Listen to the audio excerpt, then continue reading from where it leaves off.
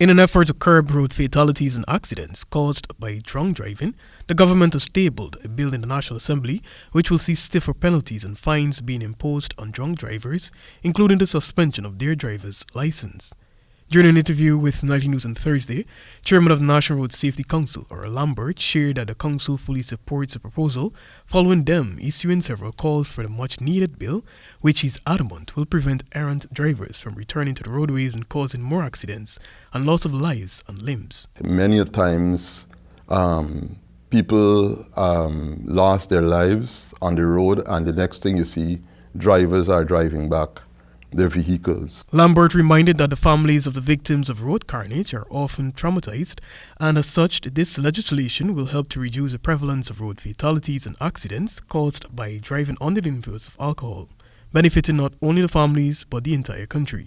It is unfortunate when we lose a life on the road like that.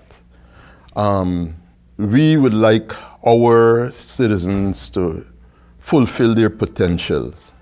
And when a life is cut down on the road, that can't happen. Families suffer. Sometimes, many times, they're the breadwinner. And it throws the whole balance of the family out of place. The council chairman opined that the bill, once passed, will also allow for the families of those victims some form of satisfaction and relief, and drivers to be more responsible and exercise the 5 C's. While the bill was drafted a while back prior to Cabinet approving its amendments some 2 months ago, Lambert underscored that a request will be made for other parts of the bill to be reviewed, since he described them as outdated. Many of them sometimes are outdated. They're since in the 50s and 40s. And some of the fines are so negligible that it would be absorbed to charge people, because the paper that you're going to use to charge people on will be more costly than the fine. Among the areas to be updated, he highlighted, is the traffic ticket fines. The proposed amendments state that if a person appears before the court for a second time for causing death by dangerous driving while under the influence of alcohol, they will face the possibility of having their driver's license suspended.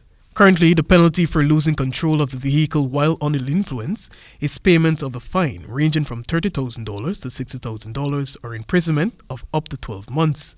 While drivers found guilty of this crime on subsequent occasions will be required to pay a fine ranging from $40,000 to $80,000 and face imprisonment. Reporting for the HB Nightly News, Joel Vogt.